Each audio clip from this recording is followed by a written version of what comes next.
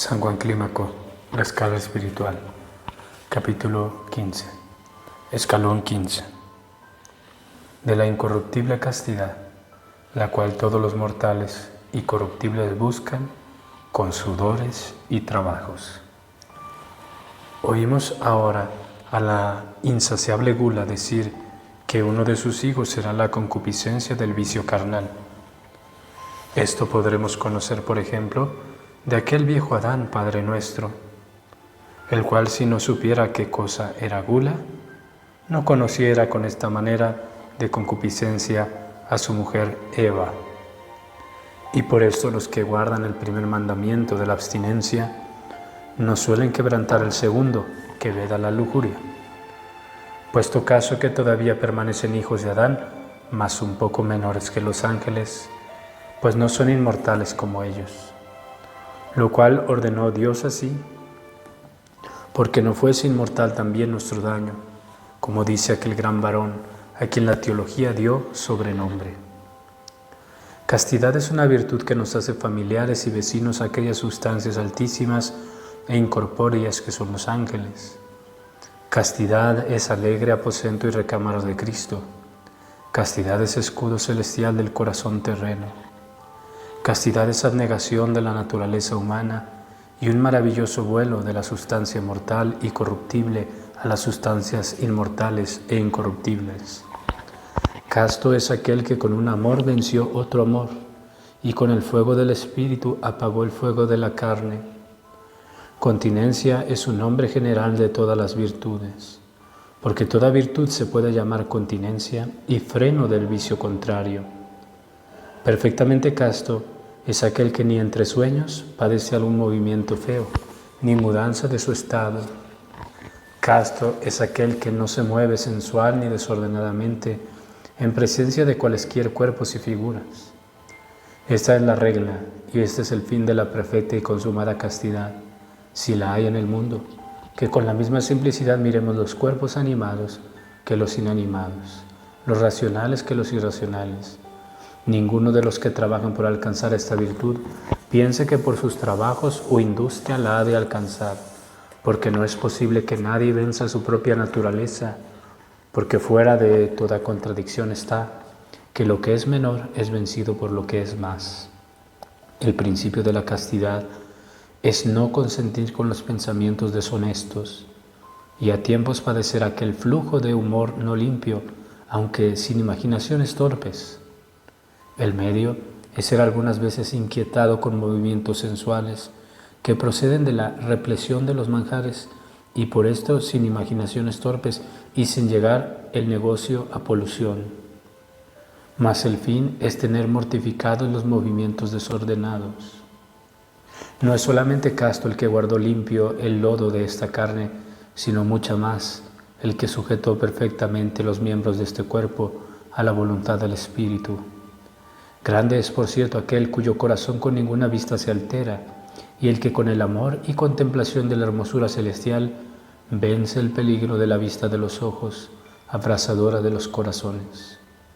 El que triunfa de este vicio con la virtud de la oración es semejante al león que pelea, el cual con facilidad vence, mas el que lo hace huir luchando y peleando con él es semejante al que persigue a su enemigo y lo lleva de vencida.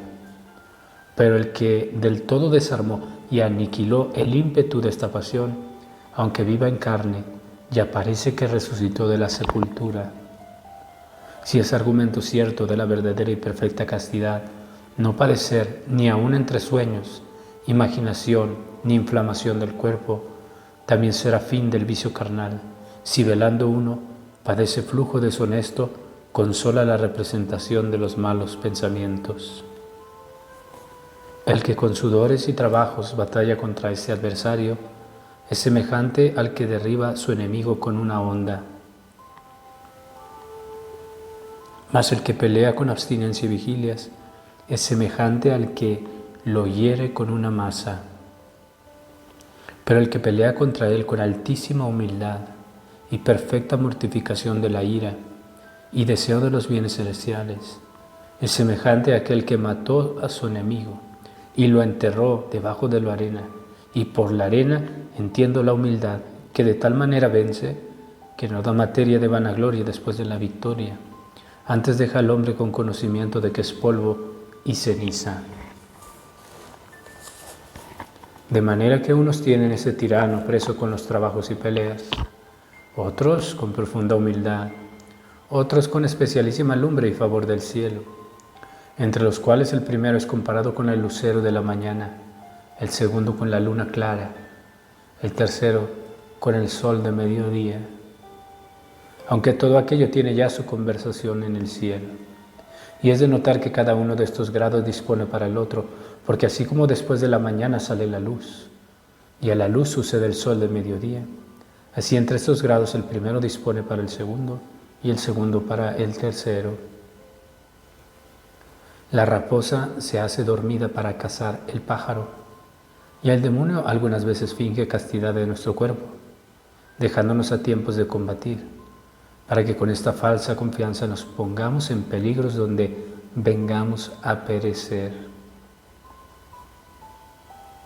No creas en toda tu vida al lodo de tu carne, ni te fíes de ti mismo, hasta que después de resucitado vayas a recibir a Cristo. Ni tampoco debes confiar si por virtud de la abstinencia dejas de caer, porque tampoco comía aquel que fue derribado del cielo a los abismos. Algunos varones doctísimos declaran de esta manera qué cosa es renunciación. Renunciación dicen que es enemistad y lucha perpetua contra el cuerpo y contra la concupiscencia de la gula. Los principiantes que caen en el vicio de la carne comúnmente caen por darse a deleites y buen tratamiento del cuerpo. Los medianos suelen caer no solo por regalo de la carne, sino por la soberbia del espíritu, para que por ella conozcan su propia enfermedad y miseria. Mas los perfectos, si caen, caen comúnmente por juzgar a los otros. Algunos tuvieron por bienaventurados a los eunucos por haber nacido tales que viviesen libres de este tirano señorío de la carne. Mas yo tengo mucho más bienaventurados aquellos que se hicieron eunucos con el trabajo y la lucha cotidiana, los cuales con el cuchillo de la razón se hicieron eunucos por el reino de los cielos. Vi algunos que cayeron, vencidos más por la fuerza de la pasión que por voluntad, aunque no pudo faltar voluntad donde hubo culpa. Vi también otros que por su voluntad quisieron caer y no pudieron, los cuales tengo por más miserables que los que cada día caen, pues llegaron a tal estado que despidiéndolos de sí el hedor del vicio, ellos no querían despedirse de él. Miserable es aquel que cayó, mas mucho más lo es el que fue causa de que otro cayese, porque este tal lleva sobre sí la carga suya y la ajena. No quieres vencer el espíritu de la fornicación disputando con él, porque él sabe muy bien disputar, pues ayudado de la misma naturaleza pelea contra nosotros. El que ayudándose de su propia industria presume por sí de vencer su carne y edificare la del espíritu, en vano trabaja. Porque si el Señor no destruyere la casa de la carne y edificare la del espíritu, en vano trabaja el que con solo ayunar y velar, sin presidio la quiere edificar. Presenta ante los ojos del Señor la natural enfermedad y flaqueza de tu carne, reconociendo humildemente tu miseria, y así recibirás en tus entrañas el don de la castidad. Los que andan inflamados con los ardores de la carne tienen un perpetuo apetito de juntamiento corporal, como me significó uno que esto había experimentado, el cual volviéndose después a Dios, vivió con grande continencia. Este espíritu sucio es desvergonzado, feroz, cruel, inhumano, el cual ocupando desvergonzosamente nuestro corazón, hace que el que es combatido de él padezca dolor y tormento sensible, en el cual arda como una fragua. Hace también que el hombre miserable no tema a Dios, desprecie la memoria de los tormentos eternos, aborrezca la oración y no se mueva más con la vista de los cuerpos de los muertos, que si fuesen piedras sin ánima. Y en la hora de aquella malvada obra lo hace una bestia bruta, privándole del uso de la razón con la fuerza de la concupiscencia. Y si Dios no abreviase los días de ese espíritu malo, quiero decir, sino enflaquece sus fuerzas. No escaparían de él los que están vestidos desde la sangre y de este barro sucio amasado con ella. Y no es esto de maravilla, porque todas las cosas creadas naturalmente desean juntarse con sus semejantes. Y así la sangre desea a la sangre, el gusano al gusano, el cieno al cieno, la carne también a la carne. Puesto caso que los monjes que hacemos guerra a la naturaleza y procuramos alcanzar el reino de los cielos, pretendemos con artificio, diligencia y gracia vencer y engañar a nuestro engañador. Bienaventurados aquellos que no han experimentado este linaje de batallas.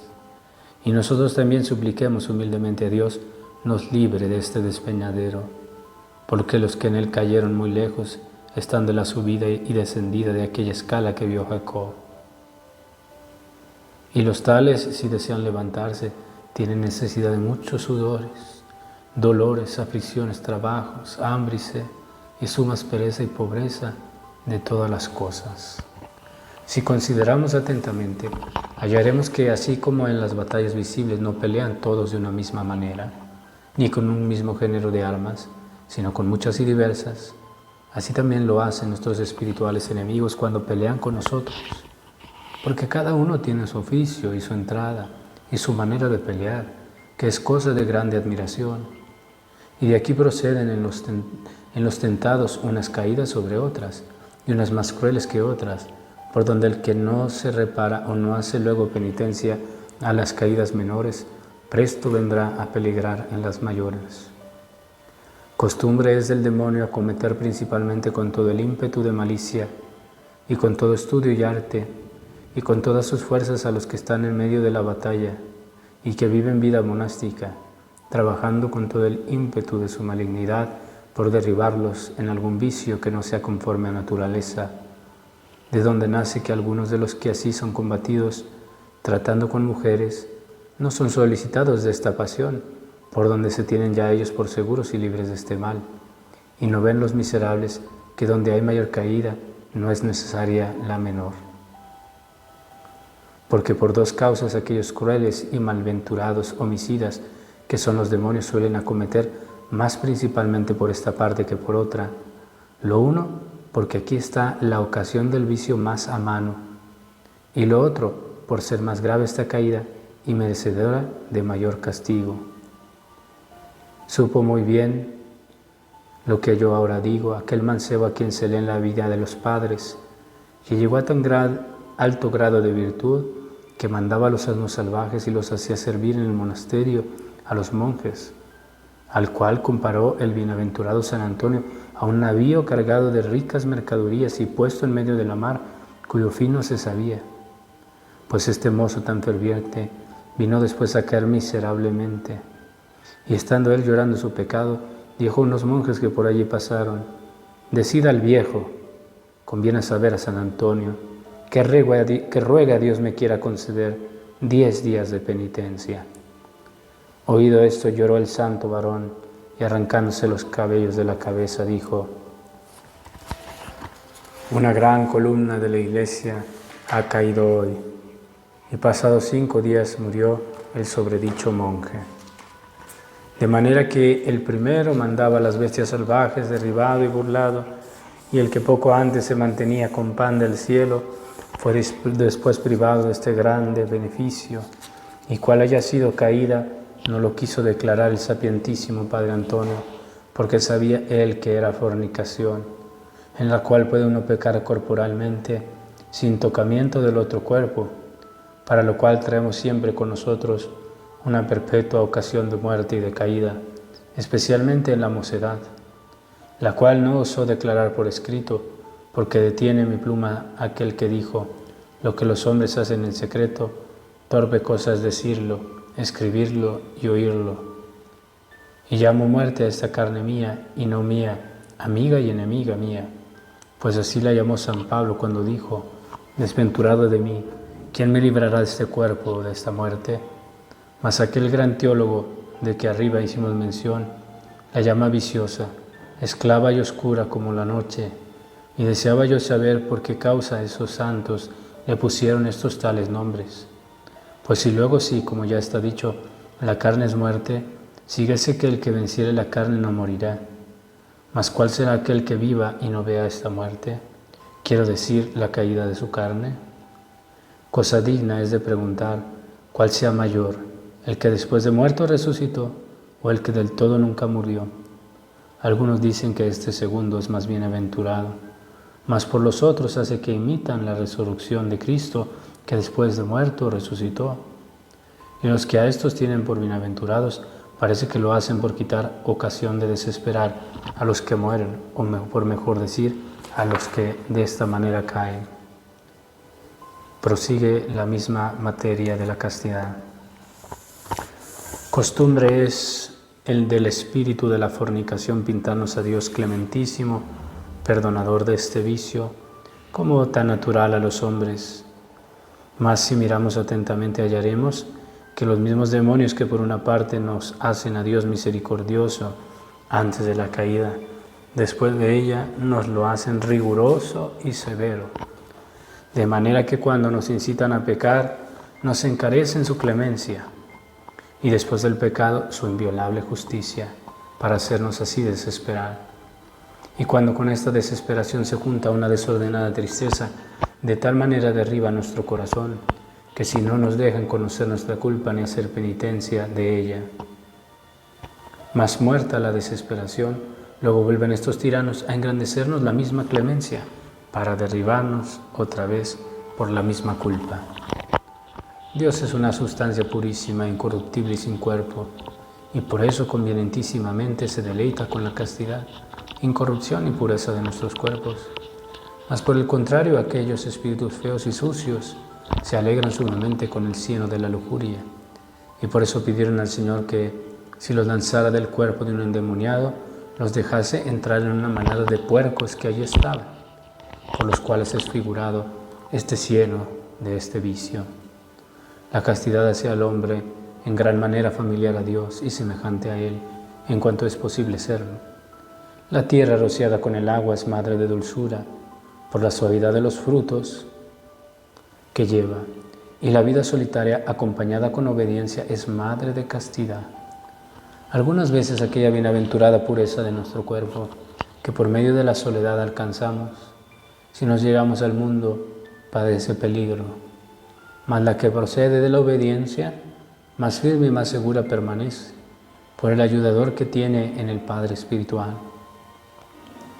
Y algunas veces haber venido la soberbia a hacerse ocasión de humildad, cuando conociendo el hombre con lumbre de Dios la grandeza de este mal, tomó de sí motivo para humillarse, y viendo esto se me acordó de aquel que dijo, ¿quién conocerá los juicios de Dios y la alteza de sus consejos? Así también por el contrario la soberbia y fasto a muchos fue causa de manifiesta caída, y esta misma caída a los que quisieron aprovecharse de ella les vino a ser también ocasión y motivo de humildad. El que pretende vencer el espíritu de la fornicación comiendo y bebiendo largo es como el que quiere apagar el fuego echándole aceite, mas como arriba dijimos.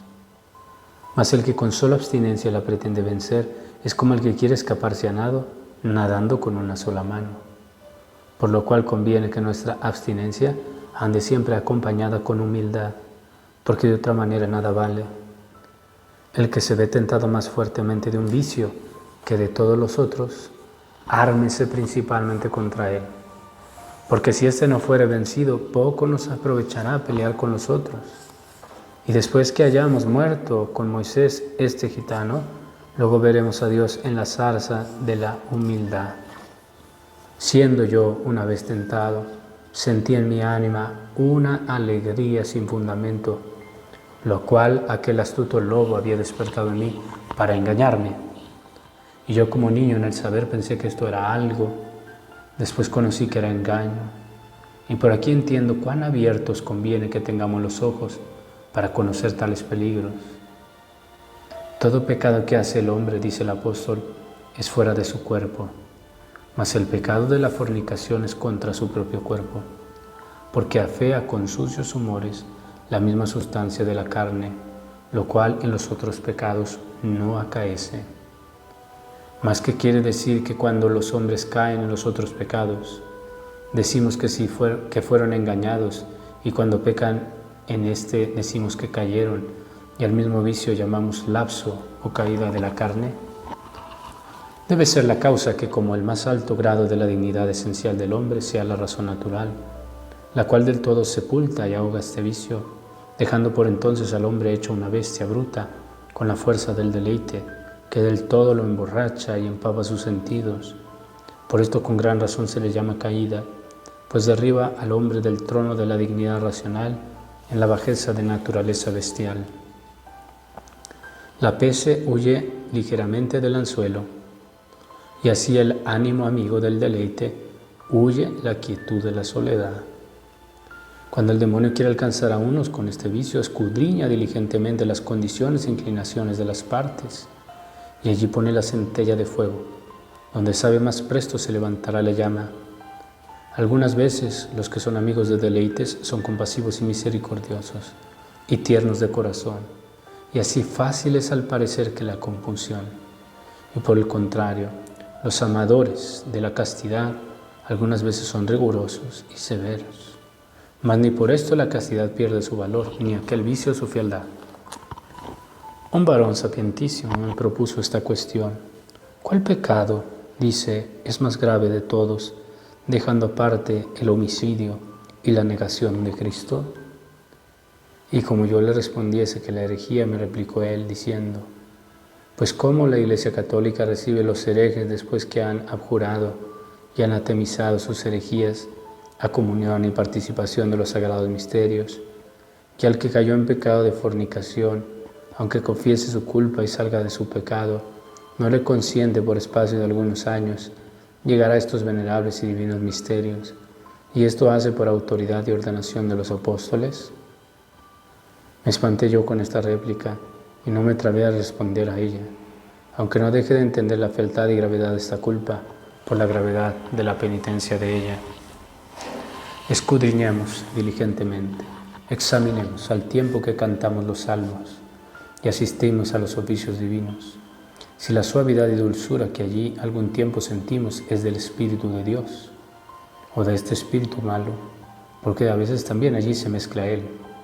No quieras, oh mancebo, ser ignorante y ciego para el conocimiento de ti mismo y de tus cosas, porque supe yo una vez que estando unos haciendo oración por sus amigos y devotos, la memoria de ellos despertó en sus ánimas una centella de amor no limpio, sin entenderlo ellos, antes pensando que habían cumplido en esto la ley de la caridad.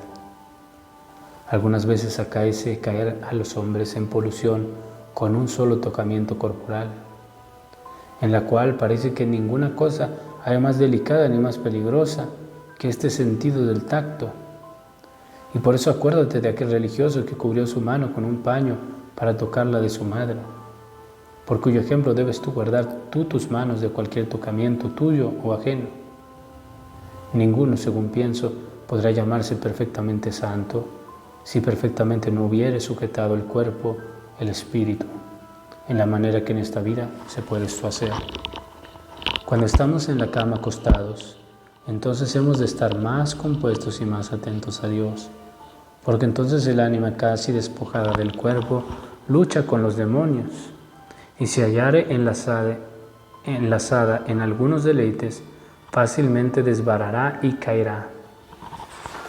Duerma siempre contigo la memoria de la muerte, y despierte también contigo, y la devota meditación de la oración que nos enseñó Jesús, porque no hallarás ayuda más eficaz ni más excelente que esta para este tiempo del sueño.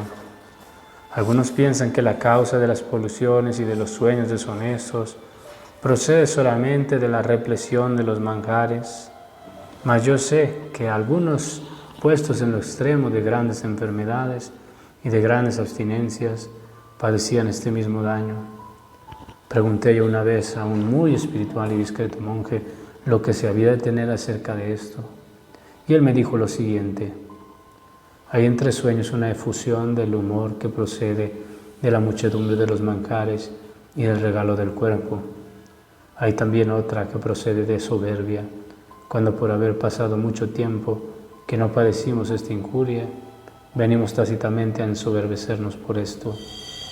Y acaece también esto mismo cuando juzgamos o condenamos a nuestros prójimos. Estos dos casos postreros pueden acaecer a los enfermos y por ventura todos tres. Y si alguno hay que por la gracia divina se haya libre de todas estas tres causas, mercedes que le hace el Señor con esta manera de pureza e impasibilidad. Mas con todo esto puede uno padecer esta misma ilusión sin culpa suya, por envidia del demonio, permitiéndolo así Dios, para que por esta manera de calamidad esté más segura y más guardada la virtud de la humildad. Nadie quiera pensar ni tratar de día los sueños que tuvo de noche, porque esto es lo que pretenden los demonios cuando estamos durmiendo, para hacernos guerra velando. Oigamos también otra astucia de nuestros enemigos. Así como los manjares contrarios a la salud, unos dañan luego de prójimo y otros más adelante, así lo hacen también las causas que con el demonio pretende derribar nuestras ánimas. Vi yo ciertos hombres que tratándose regaladamente, no por eso eran luego tentados. Y vi también otros que, tratando con mujeres y comiendo con ellas, no eran luego acometidos de malos pensamientos, los cuales, engañados con esta confianza y viviendo descuidadamente, pensando que en su celda tendrían paz y seguridad, vinieron después a caer estando solos en este despeñadero. Y cuál sea este peligro que puede acaecer, así en el cuerpo como en el ánima, estando solos y sin compañía, lo sabe el que lo ha experimentado. Mas el que no lo ha experimentado no lo puede saber. Y en el tiempo de este combate suele ayudar mucho el cilicio y la ceniza, y la perseverancia constante en las vigilias de la oración, y el deseo del pan y la lengua seca y no harta de agua, y la habitación en las cuevas de los muertos, y sobre todo las cosas de la humildad del corazón, y si fuere posible, la ayuda del Padre espiritual o del hermano solícito que tenga canas en el seso, que para esto nos ayude, porque me maravillaría yo si alguno, destituido de este socorro, fuese poderoso para guardar la nave segura en este golfo tan peligroso, aunque para Dios nada hay imposible. También es de notar que no siempre se debe la misma manera de pena a la misma culpa, porque aunque la culpa sea una, las circunstancias de las personas son diversas, y así también lo serán las penas, por donde la misma culpa será 100 veces más castigada en uno que en otro. Y esta gravedad se toma de la profesión y estado de cada uno, del orden sacro que tiene, del aprovechamiento en la vida espiritual, y también de los lugares y de las costumbres, de los beneficios recibidos y de otras cosas semejantes, porque está escrito: a quien más dieren, más estrecha cuenta le pedirán. Un religioso me declaró un admirable y supremo grado de castidad. Decía él que mirando la hermosura y gracia de los cuerpos, se levantaba su espíritu en una grande admiración de la hermosura y gloria del artífice soberano que los había formado, y que con este espectáculo se encendía más en su amor y derretía en lágrimas. Y era cierto, cosa de espanto, ver cómo lo que a otro fuera despeñadero y escándalo, a este sobre la naturaleza era materia de merecimiento y de corona. Los tales, si siempre perseverase en esta materia de sentimiento, ya parece que antes de la común resurrección habían alcanzado la gloria de la incorrupción. Por la misma regla nos hemos de regir en oír las músicas y cantos profanos, porque los que ardientemente aman a Dios suelen encenderse en su amor y revolverse en lágrimas, así con las músicas seglares como con las espirituales. Mas por el contrario, los carnales y sensuales, de ahí toman incentivos a su perdición. Algunos, como ya dijimos, son más tentados estando en los lugares apartados, lo cual no es de maravillar, porque ahí moran de mejor gana los demonios, los cuales por nuestra salud fueron desterrados a los desiertos y abismos por el mandato del Señor. También al solitario combaten fuertemente los espíritus malos, para que desconfiado de su aprovechamiento se vuelva al siglo.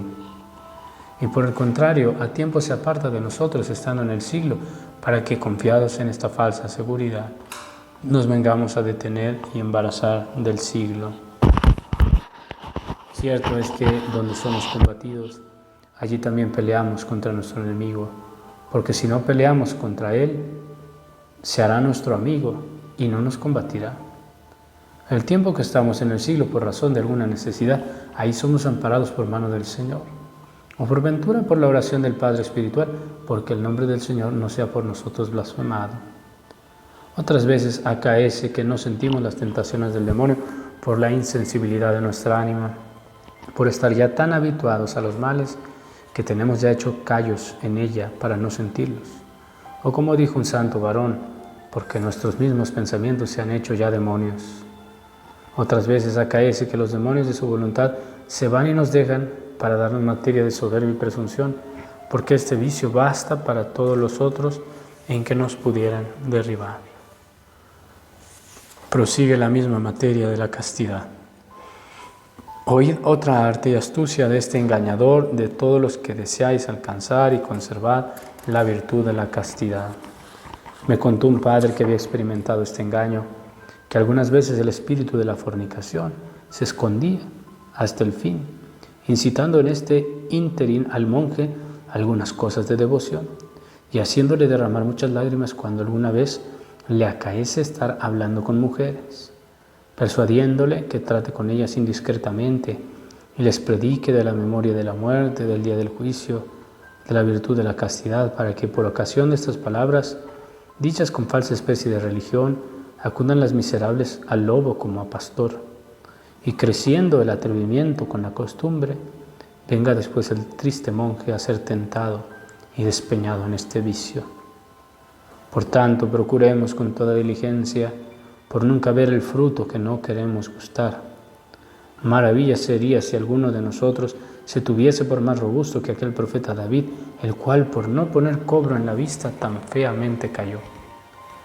Es tan alta y tan singular la gloria y alabanza de la castidad, que algunos de los padres se atrevieron a llamarla impasibilidad, haciendo al hombre casto casi celestial y divino.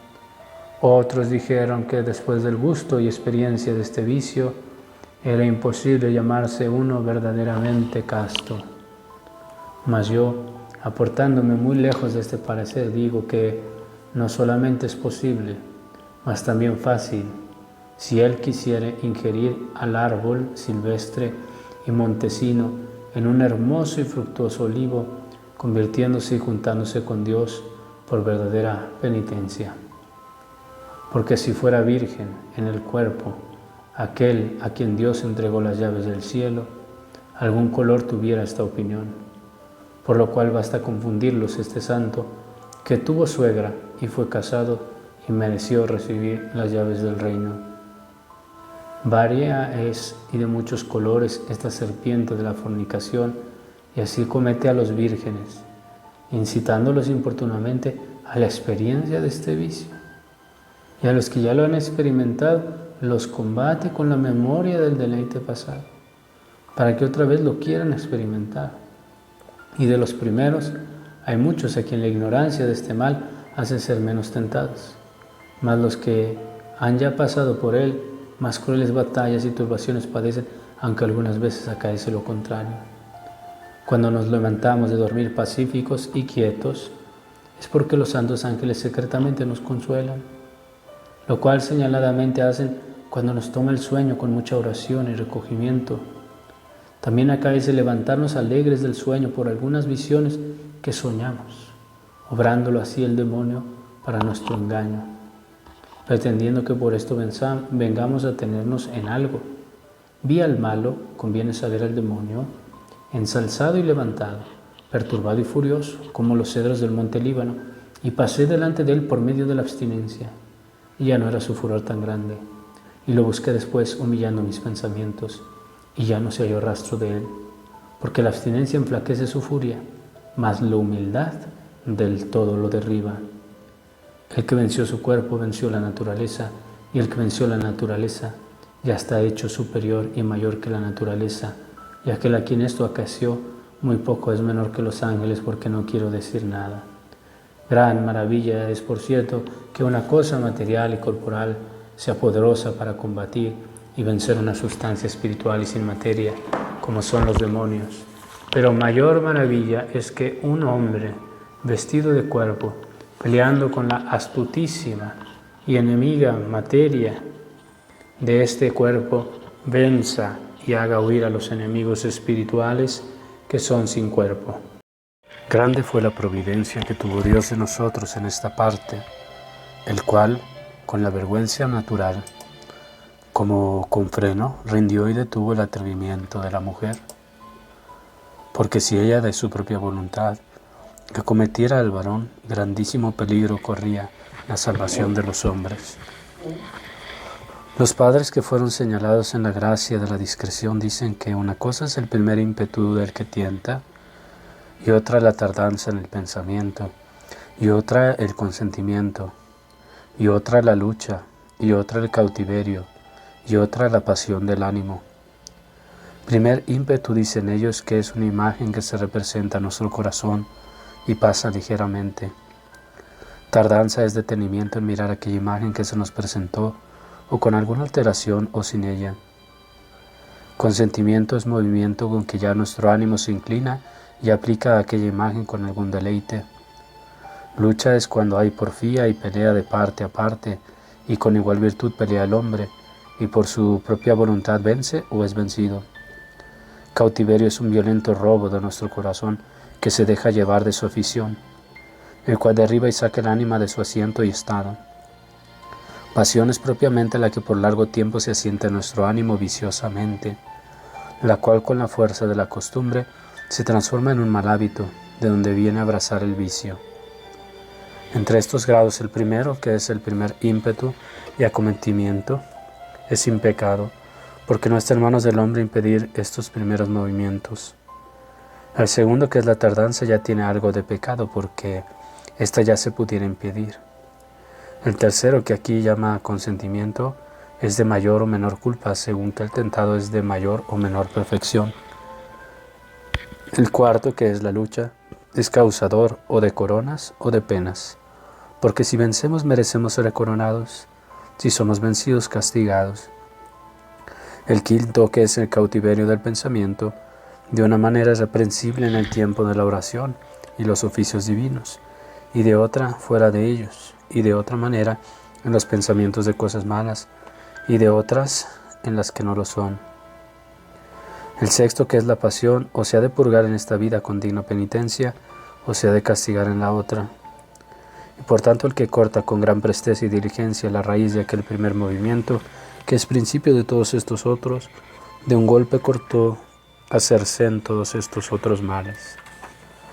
Algunos padres de más alto espíritu y discreción señalan otra especie de movimiento más sutil que todos los pasados, el cual se llama subresión o titilación de la carne, que es un movimiento acelerado y momentáneo, el cual a manera de viento pasa por el ánima sin ninguna dilación de tiempo, y más ligeramente que todo lo que se puede decir ni imaginar, el cual en brevísimo espacio, sin tardanza y sin consentimiento, y a veces sin obra de entendimiento, con solo la aprehensión de los sentidos exteriores de la imaginación pasa por el ánima.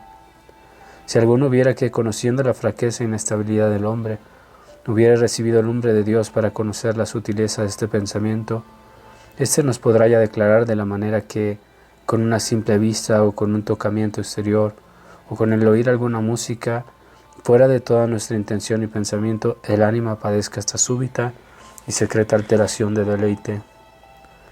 Dicen algunos que de los pensamientos deshonestos nacen los movimientos feos del cuerpo. Otros dicen por el contrario que del conocimiento de los sentidos del cuerpo se engendran los malos pensamientos del ánima. La razón de aquellos es que si el entendimiento o el ánimo no concurre con nuestras obras, no se podrá seguir movimiento del cuerpo. Mas los otros, por el contrario, alegan en su favor la malicia y corrupción de nuestro cuerpo, que nos vino por el pecado, de donde nace que algunas veces la vista corporal de alguna cosa hermosa, o algún tocamiento de manos, o algún olor suave, o el canto de alguna dulce música, es bastante para engendrar en nuestra ánima malos pensamientos. Mas esta materia enseñará más claramente el que hubiera recibido más lumbre del Señor, porque son estas cosas grandemente necesarias y provechosas a los que quieren alcanzar virtud de la discreción, mas los que viven con simplicidad y rectitud de corazón no tienen necesidad de tener tanta resolución en estas materias, puesto caso que ni de todo es la ciencia ni de todos. Esta bienaventurada simplicidad que es una cierta y firme loriga contra todas las malicias del enemigo. Algunos vicios hay que de lo íntimo del corazón proceden al cuerpo, y otros que por los sentidos del cuerpo entran en el corazón. Y este postrero es muy común a los que viven en el mundo, porque andan entre los objetos y peligros, mas el otro es más propio de los que viven fuera del mundo, por estar más lejos de estas ocasiones, que es un grande bien. Lo que yo puedo decir en esta parte es que buscaréis prudencia en los malos y no la hallaréis, ni para deslindar estas materias ni para otras cosas de virtud. Cuando algunas veces peleamos fuertemente contra el espíritu de la fornicación y lo hacemos huir de nuestro corazón con la piedra del ayuno y con el cuchillo de la humildad, como se ve desterrado del corazón, se apega como gusano a nuestro cuerpo, despertando en él feas alteraciones y movimientos, la cual tentación señaladamente suelen padecer los que están sujetos al espíritu de la vanagloria, porque gloriándose ellos de verse librados de esta peste, que es de la guerra de los pensamientos interiores, vienen, permitiéndolo Dios, a caer en aquella dolencia. Y que esto sea verdad lo conocerán ellos después de que se recogieren a la quietud de la soledad, porque si allí hicieron diligente inquisición y escrutinio de sí mismos, hallarán que este pensamiento estaba escondido en los secretos de su corazón, como serpiente en un muladar, lo cual secretísimamente les daba a entender que es por su propio trabajo y fervor de espíritu que habían alcanzado esta virtud. Y no entienden los miserables aquellos del apóstol que dice que tienes que no hayas recibido, o por sola gracia, o de la mano de Dios, o por la oración y ayuda de otro. Miren pues estos por sí diligentemente y trabajen con todo estadio para mortificar y desterrar de los escondrijos de su corazón esta culebra sobredicha con suma humildad, para que librados de ella puedan ya en algún tiempo desnudarse del todo de las túnicas de pieles, que son los afectos carnales y mortales, y cantar a Dios aquel himno triunfal de la castidad, que aquellos castísimos niños cantan a Dios en el Apocalipsis, por haber sido libres de toda corrupción, si con todo esto despojados ya de estos afectos, no carecieren de la humildad de ellos. Tiene también por estilo este espíritu malo aguardar el mejor tiempo y sazón que puede para hacer su salto, y así cuando ve que estamos en tal tiempo y lugar que no podemos ejercitarnos en la oración contra él, entonces principalmente acomete, por lo cual conviene mucho a los que no han aún alcanzado la perfecta oración del corazón, ejercitarse en la oración corporal, quiero decir en levantar las manos en alto, en herir los pechos, en despertarse con gemidos y llantos, y poner los ojos fijos en el cielo, y con estar mucho tiempo de rodillas, por donde cuando el demonio ve que estamos en parte donde, por respeto de los presentes están, no podemos hacer esto, entonces más principalmente nos combate, y cuando no estamos armados con la firmeza y estabilidad del buen propósito, y con la secretísima virtud de la oración, fácilmente prevalece contra nosotros.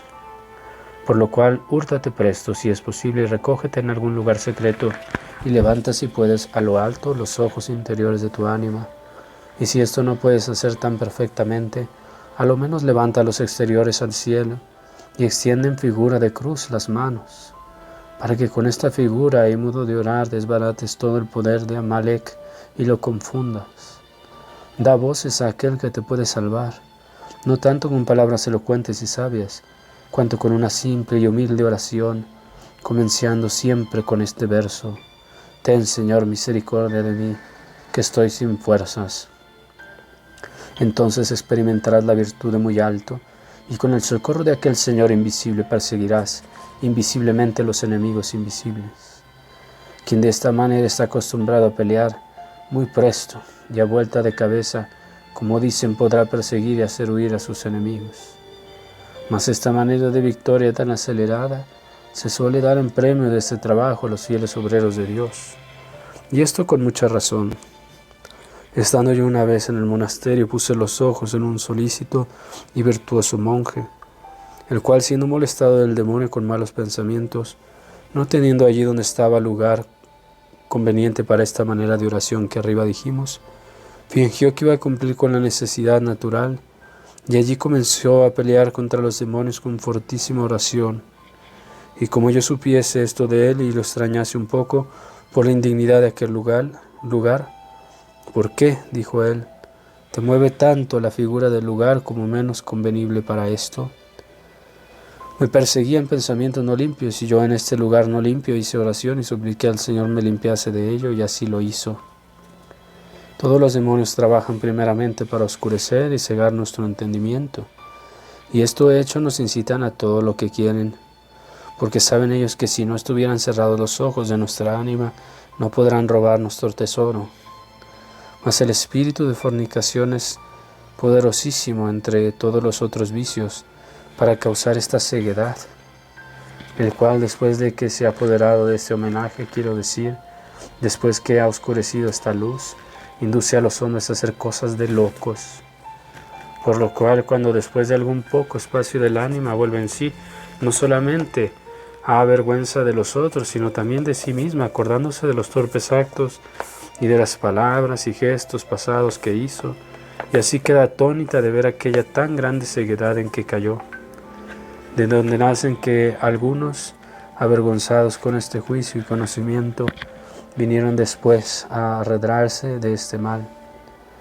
Despide de ti con todas tus fuerzas aquel enemigo que después de hecho algún mal recaudo te impide el hacer obras buenas y velar, y orar acordándote de aquel que dijo, porque mi ánima me es molesta por haber sido violentamente salteada y derribada de sus enemigos.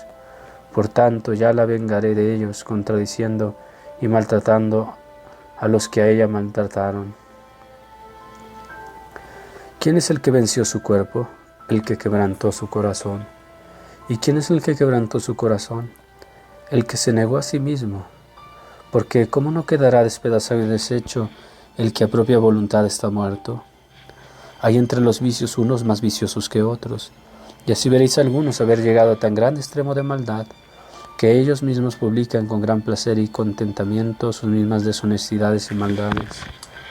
Mas porque el ordinario remedio de este vicio es la abstinencia y maceración de nuestro cuerpo, será bien examinar ahora cómo nos hallamos de haber en esta parte, mas de qué manera y por qué vía deba yo prender a este amigo mío, que es mi cuerpo, para examinarle y juzgarle como a los otros, no lo sé, porque primero que yo le ate se suelta, y antes que le juzgue me reconcilio con él. Y primero que lo castigue me amanso e inclino a misericordia, procurando por su salud y proveyéndole de lo necesario. Pues, ¿cómo ataré a aquel a quien naturalmente amo? ¿Cómo me libraré de aquel con quien hasta el fin de la vida estoy atado? ¿Cómo destruiré a aquel que juntamente conmigo me resiste? ¿Cómo haré quien sea casto y libre de corrupción aquel que es de naturaleza corruptible? ¿Cómo persuadiré con razones a aquel que ha tomado en sí, no sabe qué cosa es razón, pues tanta semejanza tiene con los brutos? Si lo prendiere con el ayuno, me entrego a él, juzgando al prójimo. Si dejando de juzgarle alcanzo victoria, luego se levanta contra mí la soberbia. Él es mi compañero y mi enemigo, ayudador y adversario, valedor y engañador. Pues en unas cosas me es instrumento para el bien y en otras tira por mí para el mal. Si lo regalo me combate, si lo aflijo me debilita, si le doy descanso se ensoberbece y no quiere después sufrir azote ni castigo. Si lo entristezco demasiadamente me pongo en peligro, si lo hiero no me queda instrumento con que alcance virtudes. ¿Quién pues entenderá? ¿Quién alcanzará este tan grande secreto que está dentro de mí? ¿Quién sabrá la causa de esta composición y de este linaje de armonía tan extraña, la cual hace que yo mismo juntamente me sea amigo y enemigo? Dime pues, oh compañera mía, oh naturaleza mía, ¿por qué no quiero que entre nos haya otro tercero? Ni quiero saber este secreto de otro, sino de ti. Dime pues, ¿de qué manera me libraré de ti? ¿Cómo podré huir este natural peligro? Pues yo tengo prometido a Cristo de tomar las armas contra ti. ¿Cómo venceré tu tiranía? Pues ya determiné hacerte la guerra. Ella pues respondiendo contra sí misma parece que dirá así: no te quiero decir cosa nueva, sino lo que ambos juntamente sabemos. Yo tengo un Padre dentro de mí, que es el amor natural que una carne tiene a otra carne, cuyo hijo es la inflamación sensual y deshonesta que suele haber en mí. Tengo también una ama que me cría y me regala como a hijo, que es el deleite, y la madre general de este deleite es la gula, porque sin ella no hay deleite corporal. Las ocasiones de la inflamación interior y de los pensamientos deshonestos son la memoria del deleite de las obras pasadas. Yo concibo en mí 20 maldades, y después vengo a parir caídas y miserias. Y estas caídas de mí engendradas vienen después a causar la muerte de la desesperación. Si con todo esto llegares a tener ojos, con que profundísimamente conozcas la grandeza de tu miseria y de la mía, te hago saber que, humillándote con este conocimiento hasta los abismos, me atarás las manos. Y si quebrantares la concupiscencia de la gula, me atarás los pies para que no pueda pasar adelante. Y si pusieres tu cuello debajo de la obediencia, quedarás más libre de mí. Y si poseyeres la virtud de la humildad, me cortarás la cabeza.